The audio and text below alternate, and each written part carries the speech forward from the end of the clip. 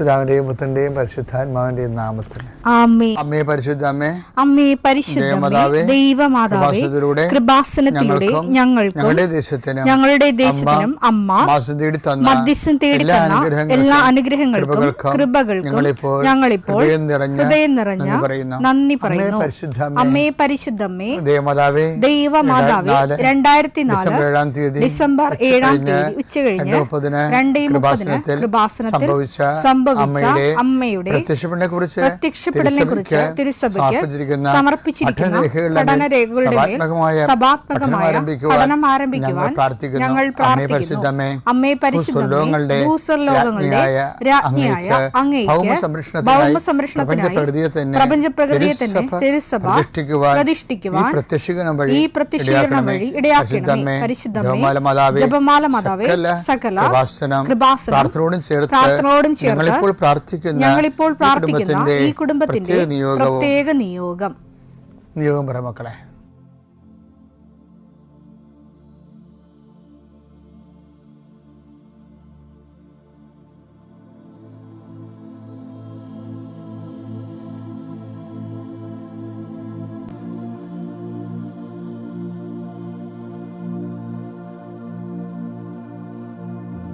അമ്മയുടെ പ്രത്യക്ഷീകരണത്തിന്റെ ഈ അനുഗ്രഹവേളയിൽ ഞങ്ങൾക്ക് സാധിച്ചു തരുവാൻ കനിയണമേ. ആമേൻ. വിശ്വാസ പ്രമാണം. സർവശക്തനായ പിതാവും ആകാശത്തിന്റെയും ഭൂമിയുടെയും സൃഷ്ടാവുമായ ദൈവത്തിൽ ഞാൻ വിശ്വസിക്കുന്നു. അവിടുത്തെ ഏകപുത്രനും ഞങ്ങളുടെ കർത്താവുമായ ഈശോ മിശിഹായിലും ഞാൻ വിശ്വസിക്കുന്നു. ഈ പുത്രൻ പരിശുദ്ധാത്മാവിനാൽ ഗർഭസ്ഥനായി കന്യകാമറിയത്തിൽ നിന്ന് പിറന്ന് പൊന്തിയോസ് പീലാത്തോസിന്റെ കാലത്ത് പീഡകൾ സഹിച്ച് കുരിശിൽ തറയ്ക്കപ്പെട്ട് മരിച്ച് അടക്കപ്പെട്ട് പാതാളങ്ങളിൽ ഇറങ്ങി മരിച്ചവരുടെ ഇടയിൽ നിന്ന് 3-ാം നാൾ ഉയർത്ത് സ്വർഗത്തിലേക്ക് എഴുന്നള്ളി സർവശക്തിയുള്ള പിതാവായ ദൈവത്തിന്റെ വലതുഭാഗത്തിരിക്കുന്നു. അവിടെ നിന്ന് ജീവിക്കുന്നവരെയും മരിച്ചവരെയും വിധിക്കുവാൻ വരുമെന്നും ഞാൻ വിശ്വസിക്കുന്നു. പരിശുദ്ധാത്മാവിലും ഞാൻ വിശ്വസിക്കുന്നു. വിശുദ്ധ കത്തോലിക്കാ സഭയിലും പുണ്യവാന്മാരുടെ ഐക്യത്തിലും പാപങ്ങളുടെ മോചനത്തിലും ശരീരത്തിന്റെ ഉയർപ്പിലും നിത്യമായ ജീവിതത്തിലും ഞാൻ വിശ്വസിക്കുന്നു. ആമേൻ. സ്വർഗ്ഗസ്ഥനായ ഞങ്ങളുടെ പിതാവേ, അങ്ങയുടെ നാമം പൂജിതമാകണമേ. അങ്ങയുടെ രാജ്യം വരണമേ. അങ്ങയുടെ തിരുമനസ് സ്വർഗത്തിലെ പോലെ ഭൂമിയിലും ആകണമേ. അന്നു വേണ്ടുന്ന ആഹാരം ഇന്ന് ഞങ്ങൾക്ക് തരണമേ. ഞങ്ങളോട് തെറ്റ് ചെയ്യുന്നവരോട് ഞങ്ങൾ ക്ഷമിക്കുന്നത് പോലെ ഞങ്ങളുടെ തെറ്റുകൾ ഞങ്ങളോടും ക്ഷമിക്കണമേ. ഞങ്ങളെ പ്രലോഭനത്തിൽ ഉൾപ്പെടുത്തരുതേ, തിന്മയിൽ ഞങ്ങൾ രക്ഷിക്കണമേ. ആമേൻ. നന്മ നിറഞ്ഞ മറിയമേ, സ്വസ്തി. കർത്താവ് അങ്ങയുടെ കൂടെ സ്ത്രീകളിൽ അങ്ങ് അനുഗ്രഹിക്കപ്പെട്ടവളാകുന്നു. അങ്ങയുടെ ഉദരത്തിൻ ഫലമായി ഈശോ അനുഗ്രഹിക്കപ്പെട്ടവനാകുന്നു. പരിശുദ്ധ മറിയമേ, തമ്പുരാന്റെ അമ്മേ, പാപികളായ ഞങ്ങൾക്ക് വേണ്ടി ഇപ്പോഴും ഞങ്ങളുടെ മരണസമയത്തും തമ്പുരാനോട് അപേക്ഷിക്കണമേ. ആമേൻ. കർത്താവേ, നിന്റെ ഉന്നതമായ നാമത്തിന് സ്തോത്രം ചെയ്യും. കർത്താവേ, നിന്റെ വിശുദ്ധ പൗരോഹിത്യത്തെ മഹത്വപ്പെടുത്തണമേ. കർത്താവെ, സഭയിലുള്ള സാന്നിധ്യം പ്രകടമാക്കണം. 40 വർഷം ഞാൻ അർപ്പിച്ച കൃപാന്റെ യുഗതിയാണ്. കൃപാസ്ഥാനത്താറെ ജീവനോടെ പ്രത്യക്ഷപ്പെട്ട മാതാവിന്റെ മാധ്യസ്ഥ രോഗികളെ, പീഡിതരെ, മാനസിക സംഘർഷം അനുഭവിക്കുന്നവരെ, ഡിപ്രഷൻ അനുഭവിക്കുന്നവരെ, മരുന്ന് കഴിച്ചിട്ട് ഉറക്കം മൂടുകയും ശരീരം തൂക്കം വെക്കുകയും ചെയ്യുന്നതല്ലാതെ പ്രത്യേകിച്ച് പ്രയോജനമൊന്നും ഇല്ലാതെ ഡിപ്രഷൻ കൊണ്ട് വേദനിച്ച് ജീവിക്കുന്ന ആൾക്കാരെ കർത്താവേ, നീ അവരെ തൊടണമെന്ന് പ്രാർത്ഥിക്കുന്നു. ഓട്ടിസം കുഞ്ഞുങ്ങളെ, ഹൈപ്പർ ആക്ടിവിറ്റി കുഞ്ഞുങ്ങൾ, അവിടെ മാതാപിതാക്കന്മാരെ മനസ്സ് കെട്ടുപോയവരെ, തകർച്ച സങ്കടം കൊണ്ട് അവർക്ക് ജീവിക്കാൻ പറ്റാത്തവർ, ജീവിക്കാൻ വേണ്ടി ജീവിതത്തോട് മൽപ്പിടുത്തം നടത്തുന്നവർ, മരുന്ന് കഴിച്ചിട്ടും രോഗം സുഖമാക്കാതെയും രോഗം പൊറുക്കാതെ ഇരിക്കുന്നവർ, എൻ്റെ കർത്താവിന് ഉന്നതമായ നാമത്തിൽ സഭയുടെ അധികാരത്തിൽ കുരിശിൻ്റെ അടയാളത്തിൽ ദൈവശക്തിയാൽ എനിക്ക് ദൈവസന്ധിപ്പും സൗഖ്യം ലഭിക്കട്ടെ. പിതാവും പുത്രനും പരിശുദ്ധാത്മാവുമായ സർവ്വേശ്വര എന്നേക്കും. എൻ്റെ പ്രിയപ്പെട്ടവരെ, നമുക്ക് പപ്പുവിൻ്റെ ഒരു സിനിമയില്ലേ, ഞാൻ സിനിമ തിയേറ്ററിൽ പോയി കാണത്തില്ല. പിന്നെ വല്ലവരുമായിട്ട് എന്തെങ്കിലും എൻ്റെ അടുത്ത സഹപ്രവർത്തകരൊക്കെ ആയിട്ട് വല്ല രാജ്യത്തല്ല ഈ പൺട്രാസിലെടുത്ത് പോകുമ്പോൾ വല്ല സമയമുണ്ടെങ്കിൽ അവിടുത്തെ ഫിലിം നോക്കും. അത് മോശം സിനിമ ഒന്നും കാണത്തില്ല, എല്ലാം നോക്കി കണ്ടാൽ. പിന്നെ മോശമാണെന്ന് കണ്ട് അപ്പം തിയേറ്ററിൽ നിന്ന് ഇറങ്ങിപ്പോരും. ഒരു സംശയമില്ല കരുതി. അപ്പോൾ എന്താ പ്രശ്നം? ഇത് എന്തിനാ വൈഷുഡ് നമ്മളെന്താ ഹൃദയം എന്തിനാണ് ആവശ്യമില്ലാതെ ശുശ്രൂഷ ഇരിക്കണമല്ലേ? അപ്പം അത് എന്താ ഞാൻ ഈ പറയാൻ കാരണം വെച്ച് കഴിഞ്ഞാൽ ഈ ഇപ്പം ശരിയാക്കി തരാമെന്നും പറഞ്ഞൊരു സിനിമയിൽ ഈ പണ്ടുണ്ടായിരുന്നതാണ് അപ്പൂൻ്റെയൊക്കെ. പപ്പു ഒരു സ്പാനറൊക്കെ വെച്ചിട്ടുണ്ട്, വെള്ളാനകളുടെ നാട് അങ്ങനെ എന്താ ഇപ്പം ശരിയാക്കി തരാമെന്നാണ്. ഇത് ഏറ്റവും കൂടി പറയണ ആരാണെന്നറിയാമോ? പിശാച. നമുക്ക് പിശാചാണ് ഇത് ഏറ്റവും കൂടി ഇപ്പം ശരിയാക്കി തരാമെന്ന് പറഞ്ഞത്. എന്താണ് ആ പിശാച പറഞ്ഞത്? ആക്ച്വലി ഇവനിങ്ങനെ കണ്ണും വെച്ച്, ബൈബിൾ പറയണമെന്നറിയാമോ? ബൈബിൾ പറയണത് ഇവനിങ്ങനെ കണ്ണും വെച്ച് വാതിക്കലിങ്ങനെ നിൽക്കുകയാണ്. നമുക്ക് എന്തെങ്കിലും തെറ്റിക്കഴിഞ്ഞാൽ അപ്പം ഇവൻ ചാടി പറ്റും. അതുകൊണ്ട് ബൈബിൾ പറയും, നീ തെറ്റ് ചെയ്യാതിരിക്കാൻ നോക്കണമെന്ന് പറയാം, അല്ലെങ്കിൽ അവൻ നിന്നെ കണ്ണു വെച്ചിട്ടുണ്ടെന്ന് പറയും. ഇത് വായിച്ചത് ഭാഗം വായിച്ചേ. ഉൽപ്പത്തി 4:7 ഉചിതമായി പ്രവർത്തിച്ചാൽ, ആരുടേതാണെന്ന് പറയാം? കായനോട് ദൈവം പറഞ്ഞാണേ, ഉചിതമായി പ്രവർത്തിച്ചാൽ നീയും സ്വീകാര്യനാവുകയില്ല. കായന്റെ ബലി സ്വീകരിച്ചില്ലല്ലോ ദൈവം. അപ്പൊ ഉചിതമായി പ്രവർത്തിച്ചാൽ നീ സ്വീകാരനാകത്തില്ലേ? നല്ലത് ചെയ്യുന്നില്ലെങ്കിൽ പാപം വാതിൽക്കൽ തന്നെ പതിയിരിപ്പുണ്ടെന്ന് ഓർക്കണം. അത് നിന്നിൽ താല്പര്യം വെച്ചിരിക്കുന്നു, നീ അതിനെ കീഴടക്കണം. ഞാൻ അർത്ഥം എങ്ങനെ കീഴടക്കണം? എങ്ങനെ പാപത്തെ കീഴടക്കണത്? നല്ലത്, എല്ലാത്തിലും നല്ലത് ചെയ്യാൻ നോക്കണം. എല്ലാത്തിൻ്റെയും നല്ലത് ചെയ്യാൻ നോക്കണം. അല്ലെങ്കിൽ അല്പം തെറ്റിപ്പോയാൽ ഉടനെ അവൻ പറയും, ഇപ്പം ശരിയാക്കി തരാമ്പോൾ ഞാൻ കയറി വരും. ഇപ്പം എന്ത് ചെയ്താലും ഓരോ വിഷയത്തിനും അതിൻ്റെ നല്ലത് ഏതാണെന്ന് നോക്കണം. എന്ന് വെച്ചാൽ നല്ലതെന്ന് പറയുമ്പോഴേ ഒരു കുഴപ്പം വെച്ചാൽ, നല്ലതെന്ന് വെച്ചാൽ അതിൽ ദൈവത്തിന് നല്ലതാണ് നമ്മൾ നോക്കേണ്ടത്. അവിടെയാണ് ഈ ആൾക്കാർക്ക് പണി കിട്ടുന്നത്. അവർ നല്ലതെന്ന് നോക്കിയാൽ എനിക്ക് തോന്നി അത് നല്ലതാണെന്ന് തോന്നി അങ്ങനെ ചെയ്തതാണെന്ന് പറയും. പക്ഷെ അവിടെ എന്താ വിഷയം? അത് ദൈവത്തിന് നല്ലതാണെന്ന് നോക്കണം. ദൈവത്തിന് നല്ലതാണെന്ന് നോക്കണമെങ്കിൽ പ്രത്യേകിച്ച് മെസ്സേജ് എടുക്കേണ്ട കാര്യമൊന്നുമില്ല. ചില ആൾക്കാർ ചില കൺഫ്യൂഷൻ വരും, മെസ്സേജ് എടുക്കണം. ദൈവം നല്ലതാണെന്ന് നോക്കുകയാണെങ്കിൽ നമ്മൾ നല്ലതായിട്ട് തന്നെയാണ് നമ്മുടെ ജീവിതം ക്രമീകരിക്കണമെങ്കിൽ ദൈവം നമ്മളെ കൊണ്ട് നല്ലതേ ചെയ്യിക്കത്തുള്ളൂ, ചിന്തിപ്പിക്കത്തുള്ളൂ, നടപ്പിൽ വരുത്തിക്കത്തുള്ളൂ. നമ്മൾ എന്തെടുത്താലും പറ്റിപ്പും തട്ടിപ്പും മറ്റുള്ളവരെ സൈഡ്ലൈൻ ചെയ്യുകയും അവൻ്റെ വളർച്ചയെ തടുക്കണ രീതിയിൽ നമ്മൾ പെരുമാറുകയും. ഈ മലയാളികളെ കൊണ്ട് കുഴപ്പമെന്ന് വെച്ച് കഴിഞ്ഞാൽ, ഈ ചാവറച്ചൻ്റെ കാലം വരെ ഇവിടെ ഈ 2000 കൊല്ലമായിട്ട് വിശുദ്ധരില്ലല്ലോ. നമ്മുടെ പോർട്ടുഗീസുകാർ വന്നു നമ്മുടെ പാരമ്പര്യമെല്ലാം കത്തിച്ച് കളഞ്ഞെന്ന് പറഞ്ഞാലും കത്തിക്കണ മുമ്പ് ഒരു കൊല്ലം ഉണ്ടായിരുന്നില്ല, 1500 കൊല്ലം. ഒരു വിശുദ്ധം പോലും ഇല്ല ഈ സഭയിൽ, നമ്മുടെ സഭയിലില്ല. അവർ ചാവറച്ചൻ പോലും, ഞാൻ ചാവറച്ചൻ്റെ ഒരു വലിയ ഭക്തനാണ്. ഭക്തനെന്ന് വെച്ച് കഴിഞ്ഞാൽ ഒരു സാംസ്കാരിക ഭക്തനാണ്, ചരിത്രപരമായിട്ട് അദ്ദേഹത്തെ ഫോളോ ചെയ്യുന്ന ആളാണ്. അപ്പോൾ അദ്ദേഹത്തിൻ്റെ ഒരു പുസ്തകത്തിൽ എഴുതിയിരിക്കുന്നത്, ഞാൻ കണ്ണ് തുറന്നതിന് ശേഷം കർമ്മലിതക്കാരുടെ പാല് കുടിച്ചാൽ വളർന്നതെന്ന്. കണ്ണ് നിറഞ്ഞു പോകുന്നത് കേൾക്കുമ്പോൾ. എന്താ കാര്യം വെച്ച് കഴിഞ്ഞാൽ കർമ്മലിതക്കാർ തന്ന ആധ്യാത്മികത ഉണ്ട്.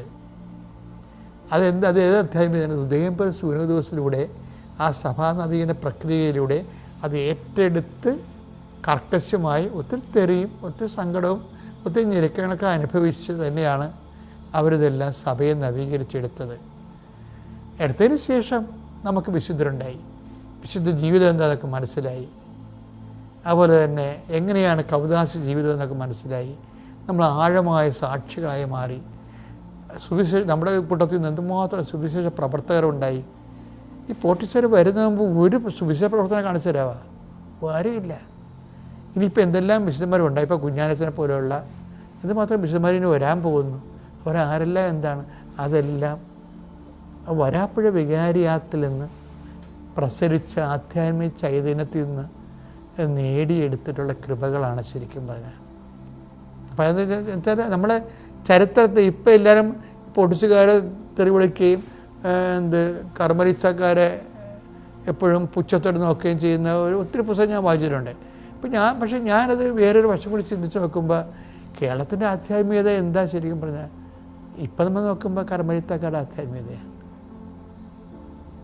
ഈ സ്റ്റവലിനെ പിതാവിനെ കുറിച്ച് ഞാൻ ഇന്നലെ പറഞ്ഞില്ലേ? സ്റ്റവലിനെ പിതാവാണേ, അദ്ദേഹത്തിൻ്റെ അധ്യക്ഷതയിലാണ് മാന്നാനത്ത്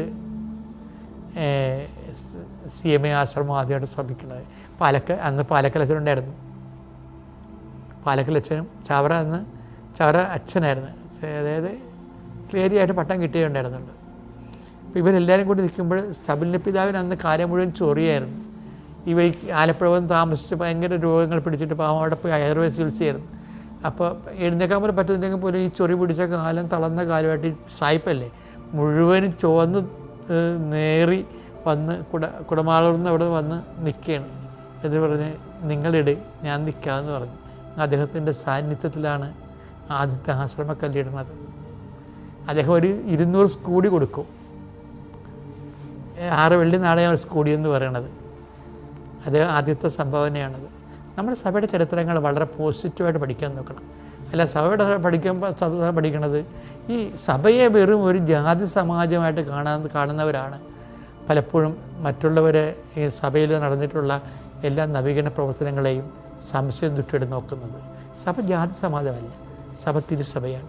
കർത്താവിൻ്റെ വിശുദ്ധമായിരുന്ന വീണ്ടെടുക്കപ്പെട്ടവരുടെ ആത്മീയ സുവിശേഷ സാക്ഷ്യക്കൂട്ടായ്മയാണ്. അതങ്ങനെ തന്നെ വരികയും ചെയ്യണം. പിതാവിൻ്റെയും പുത്രൻ്റെയും പരിശുദ്ധാത്മാവിൻ്റെയും നാമത്തിൽ. പരിശുദ്ധ അമ്മയ്ക്കും തിരുക്കുമാരും 1000 നന്ദി. പരിശുദ്ധ അമ്മ ജീവനോടെ പ്രത്യക്ഷപ്പെട്ട ഈ അൾത്താരയിൽ അമ്മയുടെ പ്രത്യക്ഷീകരണത്തിൻ്റെ സാക്ഷിയായി മാറിയതിന് 1000 നന്ദി പറയുന്നു. എൻ്റെ പേര് ബ്ലേസി ഷീജ. ഞാൻ കൊല്ലം അഴീക്കൽ നിന്ന് വരികയാണ്. ഞാൻ ആദ്യമായി ഉടമ്പടി എടുത്തത് 2023 നവംബർ 11-നാണ്. പിന്നീട് അത് കഴിഞ്ഞ് ഞാൻ പുതുക്കാൻ വന്നിട്ടില്ല.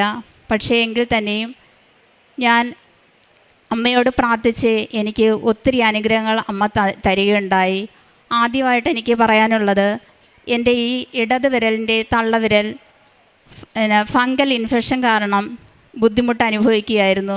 അങ്ങനെ ഞാൻ തിരുവല്ല ബിലീവേഴ്സിൽ ചെന്ന് ഡെർമറ്റോളജിയെ കണ്ടപ്പോൾ അവർ പറഞ്ഞ് കൈ നല്ലതുപോലെ സൂക്ഷിക്കണം. അവരൊരു നെയിൽ പോളിഷ് 900 രൂപ വിലയുള്ള തന്നു ഇടാനായിട്ട്. എന്നിട്ട് എപ്പോഴും അത് വിരൽ ക്ലീൻ ചെയ്ത് ഗ്ലൗസ് ഉപയോഗിച്ച് ജോലികളൊക്കെ ചെയ്യാനും പിന്നെ വിരൽ 2 നേരവും വൃത്തിയായി പിന്നെ ഓയിൽമെൻ്റൊക്കെ ഇടാനും പറഞ്ഞു. പക്ഷേ എനിക്കതൊരു ബുദ്ധിമുട്ടായിരുന്നു എപ്പോഴും ജോലി ചെയ്യുന്ന അവസ്ഥയിൽ. അങ്ങനെ സഹായത്തിന് എൻ്റെ ഹസ്ബൻഡായിരുന്നു പാത്രങ്ങളൊക്കെ കഴുകി തരുന്നതും. അപ്പോൾ എനിക്കത് ഒന്നുകൂടെ ഒരു ബുദ്ധിമുട്ടായി തോന്നി. അങ്ങനെ ഞാൻ മാതാവിനോട് കരഞ്ഞ് പ്രാർത്ഥിച്ച് ഈ നെയിൽ പോളിഷ് മാറ്റിയിട്ട് ഞാൻ വെഞ്ചരിച്ച തൈലം ഇടുകയുണ്ടായി. പെട്ടെന്ന് തന്നെ ഒരാഴ്ചയ്ക്കുള്ളിൽ എനിക്ക് ആ വിരലിന് മാറ്റം ഉണ്ടായി. പിന്നീട് ഞാൻ ആ നെയിൽ പോളിഷെല്ലാം എടുത്ത് മാറ്റിക്കൊണ്ട് ഞാൻ ആ തൈലം ഇട്ട് ഇന്ന് പൂർണ്ണ സൗഖ്യം എനിക്ക് പ്രാപിച്ചിരിക്കുകയാണ്. അത് കഴിഞ്ഞ് എൻ്റെ ഭർത്താവിൻ്റെ അസുഖം കുടലിന് ചെറിയ ചെറിയ കുരുപ്പുകളുണ്ടായിട്ട് ഡോക്ടറിനെ ചെന്ന് കണ്ടപ്പോൾ ഇത് സൂക്ഷിക്കണമെന്നും അപ്പോൾ ആ സാക്ഷ്യം എൻ്റെ ഹസ്ബൻഡ് പറയുന്നതായിരിക്കും. ഈശോയ്ക്കും ഇവിടെ പരിശുദ്ധ അമ്മയ്ക്കും കോടാനകോടി നന്ദി അറിയിപ്പിക്കുന്നു. എൻ്റെ പേര് ചാർലി മെൻഡസ്. അഴീക്കൽ കൊല്ലം രൂപതയിൽ നിന്ന് വരുന്നു. ഞാൻ ഇവിടെ സാക്ഷ്യം പറയുന്നത് എൻ്റെ കുടലിന് കുരുപ്പുകളുണ്ടായിരുന്നു. ആദ്യമേ ഡോക്ടറെ കണ്ടപ്പോൾ ഡോക്ടർ പറഞ്ഞ് ഒന്ന് മെഡിസിൻ തന്നു നോക്കാം. പിന്നെ രണ്ടാമത് ഓപ്പറേഷന് തയ്യാറായി. എന്നെ ഓപ്പറേഷൻ തിയേറ്ററിൽ കയറ്റി. അത് കഴിഞ്ഞ് ഓപ്പറേഷൻ തിയേറ്ററിൽ മയക്കുമരുന്ന് ഡോക്ടർ വരുന്നതിന് മുമ്പായി ഒന്നും കൂടെ ഡോക്ടർ എന്നെ ഒരു ചെക്കപ്പ് ചെയ്തു. പെട്ടെന്ന് തന്നെ ഡോക്ടർ പറഞ്ഞു, ഒന്നിൻ്റെയും കാര്യമില്ല, നിങ്ങൾ പൂർണ്ണ സൗഖ്യപ്പെട്ടിരിക്കുന്നു എന്ന് പറഞ്ഞു. അങ്ങനെ എന്നെ അപ്പോഴത്തന്നെ അവിടെ നിന്ന് തിരിച്ചു വിടുകയും ചെയ്തു. പക്ഷേ ഇത് ഞാൻ തിയേറ്ററിലേക്ക് ചെല്ലുമ്പോൾ പല സ്ഥലത്തും തിയേറ്ററുകളിൽ ആളുകളെ ഓപ്പറേഷൻ ചെയ്യുന്നവരെ മാറ്റി മാറ്റി കിടത്താറുണ്ട്. അങ്ങനെ കിടന്ന കൂട്ടത്തിൽ മലന്ന് കിടക്കുമ്പോൾ പരിശുദ്ധ അമ്മ എൻ്റെ വീട്ടിൽ വന്ന് പ്രത്യക്ഷപ്പെട്ട പോലെ ഒരു വെളിച്ചം ഞാൻ കണ്ടു. അപ്പോൾ ഡോക്ടർ വരികയും ഈ സംഭവങ്ങൾ നടക്കുകയും എല്ലാം ഒരുപോലായിരുന്നു. ജീവനോട് പ്രത്യക്ഷപ്പെട്ട ഈ അൽത്താരയിൽ ഒരു സാക്ഷ്യം പറയാനാണ് എനിക്ക് അവസരമുണ്ടാക്കി തന്ന പരിശുദ്ധ അമ്മയോടും തിരുക്കുമാരനോടും എത്ര നന്ദി പറഞ്ഞാലും മതിയാകില്ല. ഞാൻ ഇവിടെ ഈ ആലപ്പുഴ ഡിസ്ട്രിക്റ്റിൽ 18 വർഷം ഇവിടെ ജോലി ചെയ്ത് പോലീസ് ഡിപ്പാർട്ട്മെൻറ്റിൽ ഒരു ദിവസം പോലും ഇവിടെ തിരിഞ്ഞു വരാൻ എൻ്റെ മനസ്സ് വന്നിട്ടില്ല. അപ്രത്യക്ഷമായിട്ടുള്ള നിമിഷത്തിൽ ഞാൻ എൻ്റെ ഒരു കസിൻ സിസ്റ്റർ ഉണ്ടായിരുന്നു. അവളുമായി സംസാരിക്കുന്ന സമയത്ത് നാളെ ഞാൻ കൃപാസനത്തിൽ പോവുകയാണ്. അപ്പോൾ ഉടനെ തന്നെ ഞാൻ പറഞ്ഞ് ഞാനും വരുന്നുണ്ട്, നീ എപ്പോൾ വരും എന്ന് ചോദിച്ചു. ആ അടിസ്ഥാനത്തിൽ അവൾ അന്ന് ടോക്കൺ എടുത്തു കഴിഞ്ഞ് ഞാനിവിടെ വന്നു. അച്ഛനെ കണ്ടു, ഉടമ്പടി എടുത്തു, എങ്ങനെ ഞങ്ങൾ പോവുകയായിരുന്നു. പക്ഷേ ഒരിക്കൽ പോലും എനിക്ക് 18 വർഷം ഞാൻ ഈ ആലപ്പുഴ ഡിസ്ട്രിക്റ്റിൽ ജോലി ചെയ്തിട്ട് പോലും എനിക്ക് വരാൻ മനസ്സ് വന്നിട്ടില്ല. 2019 മെയ് 21 ഞാൻ പെൻഷൻ പോയി. അതിനുശേഷം വർഷങ്ങൾ കഴിഞ്ഞാണ് ഞാൻ ഈ കൃപാസനത്തിൽ കാലുകുത്തുന്നത്. 11/11/2023 ഞങ്ങളിവിടെ ആദ്യമായിട്ട് വരുന്നത്. ഞാനും എൻ്റെ വൈഫും കൂടാണ് വന്നത്. മകളന്ന് പഠിക്കുകയായിരുന്നു, ഉക്രൈനിൽ പഠിക്കുകയായിരുന്നു. പക്ഷേ മകൾ വന്നില്ലായിരുന്നു. അത് കഴിഞ്ഞ് ഞങ്ങളിവിടെ ഉടമ്പടി എടുത്തു. ഞങ്ങളുടെ മകളുടെ എല്ലാ കാര്യങ്ങളും സാധിച്ചു തന്നു. അതിനുശേഷം FMG പരീക്ഷ എഴുതുവാൻ എൻ്റെ മകൾക്ക് വളരെയേറെ ബുദ്ധിമുട്ടുണ്ടായിരുന്നു. ഇപ്പോൾ ഞാൻ കണ്ണിൻ്റെ ഓപ്പറേഷൻ ചെയ്തു. അതും പൂർണ്ണ സൗഖ്യത്തോടു കൂടി വന്നു. എൻ്റെ കണ്ണിൻ്റെ ഓപ്പറേഷൻ കാരണമാണ് ഞങ്ങൾ, അല്ലെങ്കിൽ FMG പരീക്ഷയുടെ റിസൾട്ട് വരുന്നത് മാതാവ് പ്രത്യക്ഷപ്പെട്ട അതേ ദിവസം 7-ാം തീയതി 2:30 മണിക്കാണ് ഈ റിസൾട്ട് അറിയുന്നത്. ആ ദിവസം ഞങ്ങൾക്ക് വലിയ സന്തോഷമായിരുന്നു. പരിശുദ്ധാത്മാവിൻ്റെ കൃപ ചൊരിഞ്ഞ ഈ ഭൂമിയിൽ ആരമ്മയെ മുട്ടിപ്പായി വിളിച്ചാലും അവർക്ക് പൂർണ്ണ സൗഖ്യവും പൂർണ്ണ ഉത്തരവും കിട്ടും. ഞങ്ങൾക്ക് പലമാതിരി അനുഭവങ്ങൾ ഞങ്ങളിലുണ്ടായി. പക്ഷേ ഞങ്ങളുടെ വീട്ടിൻ്റെ കുടുംബ ഭദ്രത, എനിക്ക് ആകെയുള്ള ഇതൊരു മകളാണ്. ഞങ്ങളുടെ ജീവിതത്തിൽ ഒരു കുഴപ്പവും ഇന്ന് വരെ വന്നിട്ടില്ല. എനിക്ക് ഓർമ്മ വെച്ച നാൾ മുതൽ പരിശുദ്ധ അമ്മയുടെ ഒരു ഭക്തനാണ് ഞാൻ. എൻ്റെ മോടെ ആദ്യ അക്ഷരം എഴുതിക്കുന്നതും വള്ളാർവടം മുത്തിയമ്മയുടെ അടുത്താണ്. അങ്ങനെ പരിശുദ്ധ അമ്മയിൽ നിന്ന് ഞാൻ 83 ഞാൻ പട്ടാളത്തിൽ പോയി. 18 കൊല്ലം അവിടെ നിന്ന് സർവീസ് ചെയ്ത് വന്നപ്പോൾ ശേഷമാണ് ഞാൻ പോലീസിൽ ചേരുന്നത്. എല്ലാം പരിശുദ്ധ അമ്മയുടെ കൃപ കൊണ്ട് മാത്രമാണ് ഞങ്ങൾ ഇന്ന് നിൽക്കുന്നത്. പരിശുദ്ധ അമ്മയ്ക്കും തിരുക്കുമാറിനും 1000 നന്ദികൾ നമിക്കുന്നു. നിങ്ങൾക്കെല്ലാവർക്കും ഈശോ മിശിഹായ്ക്ക് സ്തുതിയായിരിക്കട്ടെ. ദൈവ തിരുക്കുമാരനും ത്രിത്വൈക ദൈവത്തിനും പരിശുദ്ധ അമ്മയ്ക്കും അമ്മയുടെ പ്രത്യക്ഷീകരണത്തിൻ്റെ സാക്ഷിയായി എന്നെ ഉയർത്തിയതിനും 1000 നന്ദി അർപ്പിക്കുന്നു. എൻ്റെ പേര് അമല ചാർലി. ദൈവകൃപയാൽ പരിശുദ്ധ അമ്മയുടെ മധ്യസ്ഥത്താൽ അമല ചാർലി എന്ന പേരിന് മുൻപിൽ പ്രിഫിക്സായി ഡോക്ടർ എന്നൊരു പ്രിഫിക്സ് അമ്മയുടെ മാധ്യസ്ഥത്താൽ എനിക്ക് കിട്ടി. ഞാൻ കൊല്ലം അഴീക്കൽ സെൻറ്റ് സെബാസ്റ്റ്യൻ ഇടവക അംഗമാണ്. ഞാൻ ഇവിടെ ഉടമ്പടി എടുക്കുന്നത് 2025 ഓഗസ്റ്റ് 28 ഞാൻ ഉടമ്പടിയിൽ വച്ചിരുന്ന എൻ്റെ നിയോഗമെന്ന് പറയുന്നത് എൻ്റെ FMG എക്സാമാണ്. ഞാനൊരു ഫോറിൻ മെഡിക്കൽ ഗ്രാജുവേറ്റാണ്. ഞാൻ പഠിച്ചത് യുക്രൈനിലായിരുന്നു. യുക്രൈനിലെ വാർ കാരണം ബാക്കി എൻ്റെ ഫർദർ 2 ഇയേഴ്സ് ഞാൻ കംപ്ലീറ്റ് ചെയ്തത് ജോർജിയയിലാണ്. ശേഷം ഞാൻ ഇവിടെ നാട്ടിൽ വന്നു. FMG എക്സാമിന് പ്രിപ്പയർ ചെയ്തു. ആദ്യത്തെ 2 അറ്റംപ്റ്റ് ഞാൻ കൊടുത്തു, എനിക്ക് കിട്ടിയില്ല. 3ാമത്തെ അറ്റംപ്റ്റിന് മുൻപായി ഞാനിവിടെ വന്ന് ഉടമ്പടി എടുത്തു. അതിന് മുന്നേ തന്നെ എൻ്റെ മമ്മി ഉടമ്പടിയിലായിരുന്നു. എന്നിരുന്നാൽ പോലും ഞാൻ ഉടമ്പടി ആ സമയത്ത് ഞാൻ സ്വന്തമായി എടുക്കണമെന്ന് വിചാരിച്ചില്ല. മൂന്നാമത്തെ അറ്റംപ്റ്റ് കിട്ടിയില്ല. അതിന് പ്രിപ്പയർ ചെയ്യുന്ന സമയത്ത് ഞാൻ വിചാരിച്ചു ഞാൻ തന്നെ വന്ന് ഉടമ്പടി എടുക്കാം. അങ്ങനെ വന്ന് ഉടമ്പടി എടുത്തു. പക്ഷേ അതെനിക്ക് കംപ്ലീറ്റ് ആയിട്ട് പാലിക്കാനുള്ള സാഹചര്യം എനിക്കില്ലായിരുന്നു. ക്ലാസ്സിൻ്റെ ടൈമിൻ്റെ പ്രശ്നവും കാരണമൊക്കെ എനിക്ക് ഡെയിലി കുർബാനയിലൊന്നും പങ്കെടുക്കാൻ പറ്റുന്നില്ലായിരുന്നു. അങ്ങനെ എക്സാമിൻ്റെ ഡേറ്റ് വന്നു, എക്സാം കൊടുത്തു. പക്ഷേ 3rd അറ്റംപ്റ്റും എനിക്ക് കിട്ടിയില്ല.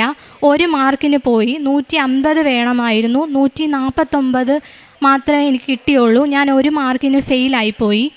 അപ്പോൾ ആ ഒരു സാഹചര്യത്തിൽ എൻ്റെ ഉടമ്പടിയുടെ 2ാമത്തെ പുതുക്കലിൻ്റെ സമയമായിരുന്നു. അങ്ങനെ ഞാൻ വീണ്ടും ഇവിടെ വന്ന് ഉടമ്പടി പുതുക്കി. ആ ഒരു ടൈമിൽ ഞാൻ ജോയിൻ ചെയ്ത ആ ഒരു ക്ലാസ്സിൻ്റെ ടൈമിങ്ങും അവർ എനിക്ക് അനുയോജ്യമായിട്ടുള്ള രീതിയിലോട്ട് മാറ്റി. പണ്ട് രാത്രി 11 മണിക്കിട്ടിരുന്ന എക്സാം അവർ നേരത്തെ റീഷെഡ്യൂൾ ചെയ്ത് വൈകുന്നേരം 7 മണിക്കാക്കി. അതുകൊണ്ട് എനിക്ക് നേരത്തെ തന്നെ എക്സാമിൻ്റെ അറ്റംപ്റ്റ് ചെയ്ത് അത് റിവ്യൂ ചെയ്ത് എനിക്ക് നേരത്തെ തന്നെ ഒന്ന് പ്രിപ്പയർ ചെയ്ത് കിടക്കാനും പിറ്റേന്നുള്ള ദിവ്യബലിക്ക് നേരത്തെ തന്നെ പോകാനും വേണ്ടിയുള്ളൊരു സാഹചര്യം തന്നെ മാതാവ് തന്നെ ഒരുക്കിയതുപോലെ എനിക്ക് തോന്നി. അങ്ങനെ എക്സാമിൻ്റെ ഡേറ്റ് 4th അറ്റംപ്റ്റിൻ്റെ എക്സാമിൻ്റെ ഡേറ്റ് അനൗൺസ് ചെയ്തു. ജൂൺ 28 കഴിഞ്ഞ എക്സാം എല്ലാം സാറ്റർഡേയ്സിലായിരുന്നു വന്നിരുന്നത്. എന്നാൽ ഈ പ്രാവശ്യത്തെ എക്സാം വന്നത് സൺഡേയിലായതുകൊണ്ട് തന്നെ എക്സാമിൻ്റെ 2 days ബിഫോറാണ് നമുക്ക് ഹോൾ ടിക്കറ്റ് കിട്ടുന്നത്. ഹോൾ ടിക്കറ്റ് എനിക്ക് വ്യാഴാഴ്ച എൻ്റെ മെയിലിൽ ഹോൾ ടിക്കറ്റ് വന്നു. അതിൻ്റെ പ്രിൻ്റ് ഔട്ട് ഞാൻ എടുത്തു. വെള്ളിയാഴ്ച ജോസഫ് അച്ഛനെ കാണാനായിട്ട് ഞാനിവിടെ വന്നു. അച്ഛൻ്റെ ബ്ലെസ്സിങ്ങും സൈത്ത് പൂശി പ്രാർത്ഥിക്കുകയൊക്കെ ചെയ്തു. ഹോൾ ടിക്കറ്റൊക്കെ അച്ഛൻ ബ്ലെസ് ചെയ്തു. അത് കഴിഞ്ഞിട്ട് ഞായറാഴ്ചയായിരുന്നു എക്സാമെങ്കിലും ഞങ്ങൾക്ക് 7 മണിക്ക് തന്നെ എക്സാം ഹാളിൽ റിപ്പോർട്ട് ചെയ്യാൻ സ്റ്റാർട്ട് ചെയ്യും. അതുകൊണ്ട് തലേ ദിവസം തന്നെ ഞങ്ങൾ എക്സാം സെൻറ്റർ, എനിക്ക് കോട്ടയത്തായിരുന്നു സെൻറ്റർ കിട്ടിയത്. കോട്ടയത്ത് ഞങ്ങൾ പോയി. ഞങ്ങളൊരു ആൻറ്റിയുടെ വീട്ടിലായിരുന്നു താമസിച്ചിരുന്നത്. അന്ന് വൈകുന്നേരം അവിടെ ചെന്ന സമയത്ത് ആൻറ്റി ഞങ്ങളെ പിക്ക് ചെയ്യാനായിട്ട് അവിടുത്തെ ജംഗ്ഷനിൽ വന്നപ്പോൾ ആൻറ്റി തന്നെ ചോദിച്ചു, അവിടെ മണർകാട് എന്ന് പറഞ്ഞ സ്ഥലത്താണ്, അവിടെ മണർകാട് മാതാവിൻ്റെ പള്ളിയുണ്ട്, അവിടെ പോകണമെന്ന് ഞങ്ങളോട് ഇങ്ങോട്ട് തന്നെ ചോദിച്ചു. അങ്ങനെ ഞങ്ങൾ ആ പള്ളിയിൽ പോയി പ്രാർത്ഥിച്ചു. എന്നിട്ട് ഞാൻ പിറ്റേ ദിവസം രാവിലെ എക്സാമിൻ്റെ സെൻറ്ററിലോട്ട് പോയി. സെൻറ്ററിൽ പോയി എനിക്ക് ഫിംഗർ പ്രിൻറ്റ് കിട്ടാനായിട്ട്, കൈയുടെ ഫിംഗർ പ്രിൻറ്റ് കിട്ടാനായിട്ട് ഭയങ്കര ബുദ്ധിമുട്ടായിരുന്നു. എനിക്ക് ഒരു വിധത്തിൽ ഫിംഗർ പ്രിൻറ്റ് കിട്ടത്തില്ല. അങ്ങനെ എൻ്റെ 3rd അറ്റംപ്റ്റിന് എനിക്ക് ഫിംഗർ പ്രിൻറ്റ് കിട്ടാത്തത് കൊണ്ട് എൻ്റെ ഒരു 50 above ക്വസ്റ്റ്യൻസ് എനിക്ക് മിസ്സായി പോയായിരുന്നു അന്ന്.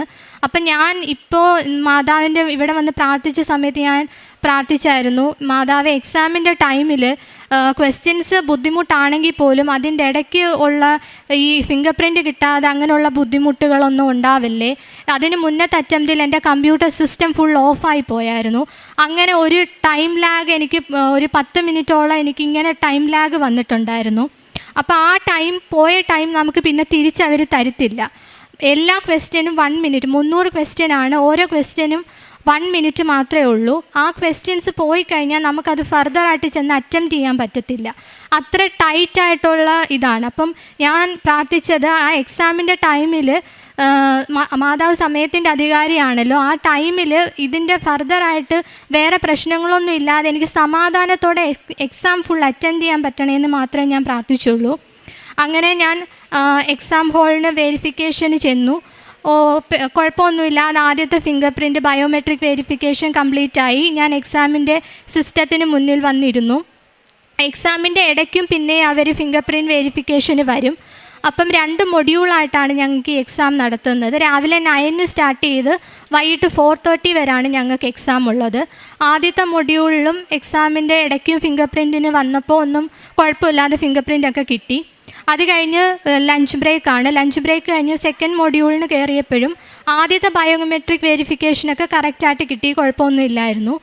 2ാമത്തെ മൊഡ്യൂൾ എഴുതിക്കൊണ്ടിരുന്നപ്പോൾ അത് രണ്ടാമത് പിന്നെ എക്സാമിൻ്റെ ഇടയ്ക്ക് ഫിംഗർ പ്രിൻ്റ് എടുക്കാനായിട്ട് വന്നപ്പോൾ ആദ്യം വെച്ച പാറ്റേണിൽ തന്നെ നമുക്ക് ഫിംഗർ പ്രിൻറ്റ് കിട്ടണം. അതെനിക്ക് കിട്ടുന്നേ ഇല്ല, ആ പാറ്റേൺ കിട്ടുന്നില്ലായിരുന്നു. അപ്പം ഞാൻ പിന്നെയും ഒന്ന് സ്ട്രെസ്സായി, ഈ ഫിംഗർ പ്രിൻറ്റ് കിട്ടിയില്ലെങ്കിൽ പിന്നെയും അത്രയും ടൈം പോകുമല്ലോ എന്ന് വിചാരിച്ച്. പക്ഷേ ആ സമയത്ത് എൻ്റെ ഫിംഗർ പ്രിൻറ്റ് എടുക്കാനായിട്ട് ഒരു ആൻറ്റി ആയിരുന്നു വന്നത്. അപ്പോൾ ആൻറ്റി ആദ്യം കുറച്ച് നോക്കി, ഫിംഗർ പ്രിൻറ്റ് കിട്ടുന്നില്ല എന്ന് കണ്ടപ്പോൾ ആൻറ്റി തന്നെ എന്നോട് പറഞ്ഞു, മോള് ടൈം കളയണ്ട, എക്സാം അറ്റംപ്റ്റ് ചെയ്തോ, ഞാൻ കുറച്ച് കഴിഞ്ഞ് വന്നിട്ട് ഒന്നുകൂടെ നോക്കാമെന്ന് പറഞ്ഞു. അങ്ങനെ ആൻറ്റി കുറച്ച് കഴിഞ്ഞ് എൻ്റെ അടുത്ത് വന്നിട്ട് അപ്പം ഞാൻ ഫിംഗർ എടുത്ത് വെക്കാനായിട്ട് പോയപ്പോൾ ആൻറ്റി പറഞ്ഞു, നീ എക്സാം അറ്റംപ്റ്റ് ചെയ്തോ, ഞാൻ തന്നെ നിൻ്റെ ഫിംഗർ മാറ്റി മറിച്ചുമൊക്കെ വെച്ച് നോക്കിക്കോളാമെന്ന് പറഞ്ഞ് എൻ്റെ ഫിംഗർ എടുത്ത് ആൻറ്റി തന്നെ അങ്ങോട്ടും ഇങ്ങോട്ടും അലൈൻമെൻറ്റൊക്കെ മാറ്റി വെച്ച് ഒരു 10 മിനിറ്റിനുള്ളിൽ ആ ഫിംഗർ പ്രിൻറ്റ് കിട്ടി. ഞാൻ ആ സമയത്ത് എക്സാം അറ്റൻഡ് ചെയ്യുമായിരുന്നു, ഞാൻ ബോധറേ അല്ലായിരുന്നു. കാരണം ആ ആൻറ്റി തന്നെ എന്നോട് ഇങ്ങോട്ട് പറഞ്ഞ് ആ ഫിംഗർ പ്രിൻറ്റ് ആൻറ്റി തന്നെ എടുത്തു. അങ്ങനെ ആ ഒരു ടൈമിൽ മാതാവിൻ്റെ ഇടപെടലുണ്ടായതാണെന്ന് എനിക്ക് പൂർണ്ണ വിശ്വാസമുണ്ട്. അത് കഴിഞ്ഞ് എക്സാം ഭയങ്കര ടഫായിരുന്നു. ഈ പ്രാവശ്യം അവർ എല്ലാ പ്രാവശ്യവും PG ലെവൽ ക്വസ്റ്റ്യൻസ് ആണ് ഞങ്ങളോട് ചോദിക്കാറുള്ളത്. എന്നിരുന്നാൽ പോലും ഈ പ്രാവശ്യം അവർ ഒരു മുന്നറിയിപ്പുമില്ലാതെ കംപ്ലീറ്റ് എക്സാമിൻ്റെ പാറ്റേൺ വരെ മാറ്റിക്കളഞ്ഞു. ഒരു വീഡിയോ ബേസ്ഡ് ക്വസ്റ്റ്യൻസ് കുറേ ഉണ്ടായിരുന്നു, ഡിസ്ക്രിപ്ഷൻസ് ഒന്നും ഇല്ലാതെ വീഡിയോ ബേസ്ഡ് ക്വസ്റ്റ്യൻസ് മാത്രം. പക്ഷേ ആ വീഡിയോ ബേസ്ഡ് ക്വസ്റ്റ്യൻസ് വന്നത് പോലും ഞാൻ റിവ്യൂ ചെയ്തുകൊണ്ടിരുന്ന സമയത്ത് ഞാനിങ്ങനെ 19 സബ്ജക്റ്റ് ഞങ്ങൾക്ക് ഒറ്റ എക്സാമിന് ഒറ്റ സ്ട്രെച്ചിലാണ് ഞങ്ങൾ കൊടുക്കുന്നത്. അപ്പോൾ ആ 19 സബ്ജക്റ്റ് ഞാൻ മാതാവിനോട് ഈശോയോടും പറഞ്ഞു, ഇമ്പോർട്ടൻ്റ് ആയിട്ടുള്ള സബ്ജക്ട്സ് ഏതാണോ അതെനിക്കിപ്പം ഒന്നുകൂടെ ഓടിച്ച് വായിച്ച് നോക്കാനായിട്ട് എൻ്റെ മനസ്സിൽ തോന്നിപ്പിക്കണേന്ന് പറഞ്ഞപ്പോൾ എനിക്ക് പെട്ടെന്ന് ഇൻറ്റേർണൽ മെഡിസിൻ്റെ ന്യൂറോളജി പാർട്ടാണ് എടുത്ത് വായിക്കാൻ തോന്നിയത്. ആ ഒരു ബേസ് ചെയ്തുള്ള വീഡിയോ ക്വസ്റ്റ്യൻസ് 2-3 എനിക്ക് കിട്ടി. പക്ഷേ അത് പ്രോപ്പറായിട്ട് ആൻസർ ചെയ്യാനുള്ള ഒരു കാലിബർ ഇല്ലായിരുന്നു. പക്ഷേ എന്നാലും ആ വീഡിയോ കണ്ടതിൻ്റെ ഒരു ബേസിസിൽ എനിക്ക് ഒരു കൺക്ലൂഷനിൽ എത്താൻ പറ്റി. ചില ക്വസ്റ്റ്യൻസ് കാണുമ്പോൾ ഞാൻ ഭയങ്കര ടഫായിട്ട് തോന്നും. അപ്പം ഞാൻ തന്നെ പറയും, മാതാവേ പരിശുദ്ധാത്മാവിൻ്റെ പ്രാർത്ഥിച്ചിട്ട് എനിക്ക് ഞാനൊരു ക്ലിനിക്കൽ ബേസിൽ നിൽക്കുമ്പോൾ ഞാൻ ഇതെങ്ങനെ ഹാൻഡിൽ ചെയ്യും എന്ന് എനിക്ക് വെളിപ്പെടുത്തി തരണമെന്ന് പറയുമായിരുന്നു. അങ്ങനെ ആ ഒരു ബേസിസിലാണ് ഞാൻ ഓപ്ഷൻസ് ക്ലിക്ക് ചെയ്തുകൊണ്ടിരുന്നത്. അങ്ങനെ എക്സാം കഴിഞ്ഞു. നമ്മുടെ എക്സാമിൻ്റെ റിസൾട്ട് എന്ന് വരുമെന്നൊന്നും അവർ ഫർദർ നേരത്തെ മുൻകൂട്ടി അറിയിക്കത്തില്ല. അവരെപ്പോഴെങ്കിലും തോന്നുന്നൊരു സമയത്ത് എക്സാമിൻ്റെ റിസൾട്ട് ഇടത്തേ ഉള്ളൂ, നമ്മളോട് നേരത്തെ കൂട്ടി പറയത്തൊന്നുമില്ല. അങ്ങനെ എക്സാം കഴിഞ്ഞു. ഒരു 1 വീക്ക് കഴിഞ്ഞപ്പം ഡാഡിക്ക് തിമിരത്തിൻ്റെ സർജറി ഉണ്ടായിരുന്നു. അങ്ങനെ മമ്മിയും ഡാഡിയും ഹോസ്പിറ്റലിലായിരുന്നു. ഞാൻ ആ സമയത്ത് മമ്മിയുടെ ചേച്ചിയുടെ വീട്ടിലായിരുന്നു. സാധാരണ എല്ലാ വർഷവും രാത്രിയാണ് എക്സാമിൻ്റെ റിസൾട്ട് അനൗൺസ് ചെയ്യുന്നത്. പക്ഷേ ഈ പ്രാവശ്യം 7-ാം തീയതിയാണ് റിസൾട്ട് വന്നത്. ഇവിടെ ചൊവ്വാഴ്ച ആരാധന ആ ഒരു ടൈമിലായിരുന്നു, ഉച്ചയ്ക്കത്തെ സമയത്തായിരുന്നു എക്സാമിൻ്റെ റിസൾട്ട് വന്നത്. പക്ഷെ ഞാൻ ആ സമയത്ത് അറിഞ്ഞില്ല. എൻ്റെ അനിയത്തിയാണ് എന്നെ വിളിച്ചിട്ട് പറയുന്നത്, ഇതുപോലെ എക്സാമിൻ്റെ റിസൾട്ട് വന്നു, നീ പാസ്സായി, 157 മാർക്കുണ്ട് എന്ന് പറഞ്ഞത്. അപ്പം ഞാനിങ്ങനെ പഠിക്കുന്ന സമയത്തൊക്കെ ഞാനിങ്ങനെ പറയുമായിരുന്നു, എൻ്റെ മാർക്കിനകത്ത് ഒരു 7 അല്ലെങ്കിൽ ഒരു 8 എന്നുള്ളൊരു നമ്പർ കാണണേ എന്നിങ്ങനെ ഞാൻ ജസ്റ്റ് പറയായിരുന്നു. അതുപോലെ ഞാനിങ്ങനെ പറഞ്ഞു, ഈ എക്സാം പാസ്സാവുന്ന സമയത്ത് എനിക്ക് എൻ്റെ ഏറ്റവും വലിയൊരു ആഗ്രഹമായിരുന്നു സ്റ്റെത്തസ്കോപ്പ് പിടിക്കുക എന്നുള്ളത്. അത് പിടിച്ചുകൊണ്ട് മാതാവിൻ്റെ മുൻപിൽ ഒരു സാക്ഷിയായി എന്നെ നിർത്തണമേ എന്ന് ഞാൻ ഇങ്ങനെ എനിക്കൊരാഗ്രഹം പോലെ പറഞ്ഞായിരുന്നു മാതാവിൻ്റെ അടുത്ത്. അങ്ങനെ എല്ലാം വന്നത്, എൻ്റെ റിസൾട്ട് വന്നത് 7-ാം തീയതി ഇവിടെ ആരാധന നടക്കുന്ന സമയത്ത്, ആ ഒരു ആരാധന കഴിഞ്ഞ ആ ഒരു ടൈമിലാണ് എക്സാമിൻ്റെ റിസൾട്ട് പബ്ലിഷ് ചെയ്തത്. അതും 7-ാം തീയതി തന്നെ. എനിക്ക് കിട്ടിയ മാർക്കിനകത്ത് 157 ഉണ്ട്. അങ്ങനെ മൊത്തത്തിൽ മാതാവും ഈശോയും ത്രിത്വൈക ദൈവവും അനുഗ്രഹിച്ച് എനിക്ക് കിട്ടിയ റിസൾട്ടാണ്. അവരില്ലായിരുന്നെങ്കിൽ എനിക്കിത് ഒട്ടും എൻ്റെ മെറിറ്റിൽ നിൽക്കുന്ന കാര്യമല്ല. ഏത് പഠിക്കണം അല്ലെങ്കിൽ പഠിച്ചുകൊണ്ടിരിക്കുന്ന റിവൈസ് ചെയ്തുകൊണ്ടിരിക്കുന്ന സമയത്ത് തന്നെ ചില ടോപ്പിക്സ് ഞാൻ കടന്നു പോകുമ്പോൾ എന്നോട് ഒന്നും കൂടെ നോക്കെന്ന് പറയും. അങ്ങനെ അതിനകത്ത് നിന്നൊക്കെ ക്വസ്റ്റ്യൻസ് പ്രോപ്പർ ആ ക്വസ്റ്റ്യൻസ് അല്ലെങ്കിൽ പോലും എവിടെയോ വായിച്ചത് പോലുള്ള ക്വസ്റ്റ്യൻസ് കുറേ കിട്ടി. അതുപോലെ അച്ഛൻ ഇവിടെ പറയുന്നത് പോലെ ഒരു വചനത്തിൻ്റെ കൺക്ലൂഡിങ് പാർട്ട് വേറൊരു പാർട്ടിലായിരിക്കും കിട്ടുന്നതെന്ന് പറയുന്നത് പോലെ എനിക്ക് ആ ഒരു പോയിൻ്റ് ബേസ് ചെയ്ത് ഞാൻ സബ്ജക്റ്റുകൾ ഇൻ്റഗ്രേറ്റ് ചെയ്ത് പഠിക്കാൻ തുടങ്ങി. അപ്പം അതും എനിക്ക് ഇവിടുന്ന് കിട്ടിയ ഒരു വെളിപ്പെടുത്തൽ പോലാണ്. അങ്ങനെ മാതാവും ഈശോയും എൻ്റെ കൂടെ നിന്നിട്ട് എനിക്ക് ഈ വിജയം തന്നു. കാരണം പാസിംഗ് പെർസെൻറ്റേജ് ഈ പ്രാവശ്യം വളരെ കുറവായിരുന്നു. 12 പാസിംഗ് പെർസെൻറ്റേജ് മാത്രമേ ഉണ്ടായിരുന്നുള്ളൂ. ആ ഒരു പാസിംഗ് പെർസെൻറ്റേജിൽ ഇത് എൻ്റെ വിജയമല്ല, ഇത് മാതാവിൻ്റെയും ത്രിത്വൈക ദൈവത്തിൻ്റെയും വിജയമാണ്. ഈശോയ്ക്കും അമ്മയ്ക്കും 1000 നന്ദി. പിന്നെ പ്രേക്ഷിത പ്രവർത്തനമായിട്ട് ഞാൻ ചെയ്തുകൊണ്ടിരുന്നത് ഇവിടുത്തെ പത്രം മേടിച്ച് ഞങ്ങൾ ബസ് സ്റ്റാൻഡുകൾ, ഹോസ്പിറ്റൽസ്, അങ്ങനെ എവിടെയെങ്കിലും പോകുന്ന വഴിക്ക് ഓരോരുത്തർക്ക് കൊടുക്കുകയായിരുന്നു. പിന്നെ കാരുണ്യ പ്രവൃത്തിയായിട്ട് ഞങ്ങൾ ഫുഡ് ഉണ്ടാക്കിയിട്ട് ഇങ്ങനെ വഴിയിൽ കാണുന്ന ആൾക്കാർക്കും അല്ലെങ്കിൽ എവിടെയെങ്കിലും ആവശ്യമുള്ള ആൾക്കാർക്കും ഒക്കെ അങ്ങനെ കൊടുക്കുകയായിരുന്നു. പിന്നെ ആത്മീയമായി വന്ന വളർച്ചയെന്ന് പറയുമ്പം കൂടുതൽ ദിവ്യകാരുണ്യത്തിനോട് ഒരടുപ്പം തോന്നാൻ തുടങ്ങിയത് പണ്ടും ദിവ്യബലികളിൽ പങ്കെടുക്കുമായിരുന്നെങ്കിൽ പോലും ഇപ്പോൾ ഒരു പ്രത്യേക ഒരു സ്നേഹം തോന്നാൻ തുടങ്ങി. അതുപോലെ രാവിലെ എഴുന്നേറ്റ് പ്രാർത്ഥിക്കുന്നതിന് മുന്നേ വീട്ടിലെ തിരുഹൃദയം നോക്കിയിട്ട് എനിക്കെന്തോ ഐ ലവ് യു എന്ന് പറഞ്ഞിട്ടാണ് ഞാൻ എൻ്റെ ഡേ സ്റ്റാർട്ട് ചെയ്യുന്നത്. ആ തിരുഹൃദയ പടം നോക്കി. അങ്ങനെ ആ ഒരു രീതിയിൽ ഒരു അറ്റാച്ച്മെൻറ്റ് കൂടി, ഒരു ദൈവത്തിനോടുള്ള സ്നേഹവും അറ്റാച്ച്മെൻറ്റും കൂടി. അതുപോലെ ബൈബിള് വായിക്കാൻ, നേരത്തെ ഞാൻ ബൈബിള് വായിക്കുമായിരുന്നു, പക്ഷേ ഇപ്പം വായിച്ച് വരുമ്പോൾ കുറച്ചുകൂടെ വായിക്കാം എന്നൊരു മനസ്സിലൊരു തോന്നൽ, കുറച്ചുകൂടെ പോകാം, അല്ലെങ്കിൽ ഓരോ തവണ വായിക്കുമ്പോഴും അതിൻ്റെ ഡീപ്പർ മീനിങ് കിട്ടുന്നത് പോലെയൊക്കെ തോന്നി. അതുപോലെ അച്ഛനൊക്കെ പറയുമ്പോഴായാലും ഇപ്പം വചനം പറയുമ്പോൾ ഓക്കെ ആ വചനമാണല്ലോ എന്ന് പെട്ടെന്ന് റീകളക്ട് ചെയ്തെടുക്കാൻ പറ്റുന്ന രീതിയിലുള്ളൊരു ആത്മീയ വളർച്ചയുണ്ടായി. ഈശോയ്ക്കും മാതാവിനും ത്രിത്വൈക ദൈവത്തിനും 1000 നന്ദി. സങ്കീർത്തനങ്ങൾ 89-ാം അധ്യായം 17 മുതലുള്ള വാക്യങ്ങൾ. അങ്ങാണ് അവരുടെ ശക്തിയും മഹത്വവും, അങ്ങയുടെ പ്രസാദം കൊണ്ടാണ് ഞങ്ങളുടെ കൊമ്പ് ഉയർന്നു നിൽക്കുന്നത്. കർത്താവാണ് ഞങ്ങളുടെ പരിച, ഇസ്രായേലിൻ്റെ പരിശുദ്ധനാണ് ഞങ്ങളുടെ രാജാവ്.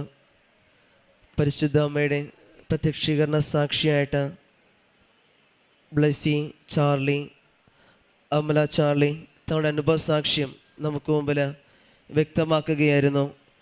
ഇവരുടെ വാക്കുകളിൽ നിന്ന് നമുക്ക് പ്രകടമായിരുന്നു പരിശുദ്ധ അമ്മയുടെ ഇടപെടൽ ഇവിടെ കുടുംബത്തിൽ ഉണ്ടാക്കി കൊടുത്ത വലിയ അനുഭവങ്ങൾ.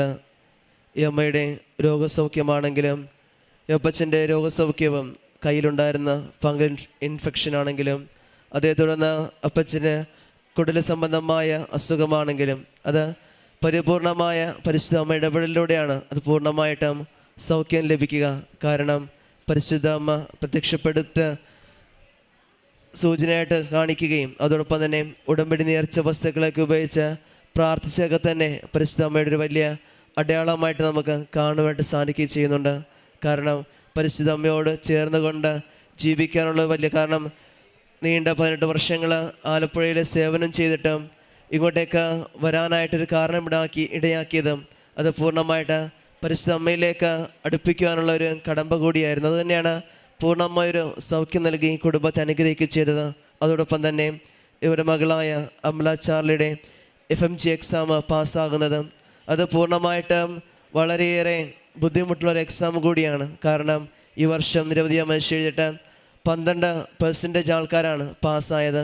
അപ്പോൾ തന്നെ നമുക്ക് ഈ മകളുടെ വാക്ക് മനസ്സിലാക്കാണ്ട് സാധിക്കുന്നുണ്ട്. അത് 4 തവണ എഴുതി, അതിൽ 3 തവണ ചില കാരണങ്ങളാൽ അത് ഫെയിലായി പോകാനുള്ള സാഹചര്യമുണ്ടായി. എന്നാൽ 4ാമത്തെ തവണ അറ്റംപ്റ്റ് ചെയ്യുമ്പോഴും അത് ഉടമ്പടിയോട് ചേർന്നുകൊണ്ടും അത് പരിശുദ്ധ മാതാവിനുള്ള ഒരു ഉറച്ച വിശ്വാസത്തിനും കൂടിയാണ് ഈ എക്സാം എഴുതാനായിട്ട് പോവുക ചെയ്യുന്നത്. കാരണം നേർച്ച വസ്തുക്കൾ ഉപയോഗിക്കുമ്പോഴാണെങ്കിലും വിശ്വാസത്തോടുള്ള പ്രാർത്ഥനയോടാണെങ്കിലും, കാരണം കഴിഞ്ഞ 3 തവണ അറ്റംപ്റ്റ് ചെയ്യുമ്പോൾ ടെക്നിക്കലായിട്ടുള്ള എററുകളൊക്കെ സംഭവിക്കുമ്പോൾ ഇപ്രാവശ്യം അങ്ങനെയുള്ള ബുദ്ധിമുട്ടുകളൊന്നും വരുത്തിയില്ലെന്നുള്ളൊരു പ്രാർത്ഥന ഇവിടെ ആരംഭിച്ചെന്നാൽ പരിശുദ്ധ അമ്മയുടെ ഒരു വലിയ സംരക്ഷണയിൽ ഈ മകൾ ആഗ്രഹിച്ച രീതിയിൽ അത് പാസ്സാകുവാനായിട്ട് സാധിക്കുകയും ചെയ്തു. കാരണം പരിശുദ്ധ അമ്മയുടെ അടയാളം എന്നോണം ഒരു 7 എന്ന സംഖ്യ എൻ്റെ മാർക്കിൽ അതുണ്ടാകണമെന്ന് ആഗ്രഹിച്ച് പ്രാർത്ഥിക്കുകയും ചെയ്തു. അത് പരിശുദ്ധ അമ്മ ഈ മകൾക്ക് അടയാളമായിട്ടത് കാണിച്ചു കൊടുക്കുകയും ചെയ്യുന്നത് തനിക്ക് 157 മാർക്ക് നൽകി അനുഗ്രഹിക്കുമ്പോഴാണ്. അത് ഈ മകളുടെ വാക്കിൽ നിന്ന് നമുക്കത് പൂർണ്ണമായിട്ട് മനസ്സിലാക്കുവാനായിട്ട് സാധിക്കുകയും ചെയ്യുന്നുണ്ട്. ഇനിയും മുമ്പോട്ടുള്ള ഈ കുടുംബത്തെ പരിശുദ്ധ അമ്മയുടെ പ്രത്യക്ഷണ സാക്ഷികളായിട്ട് ഇനിയും ഉയർത്തണമെന്ന് നമുക്ക് പ്രാർത്ഥിക്കാം. ഒപ്പം നമ്മുടെ നിയോഗങ്ങളും പ്രാർത്ഥനകളും പരിശുദ്ധ അമ്മയുടെ പ്രത്യക്ഷണ സാക്ഷിയായിട്ട് മാറ്റട്ടെ എന്ന് നമുക്കും പ്രാർത്ഥിക്കുകയും ചെയ്യാം.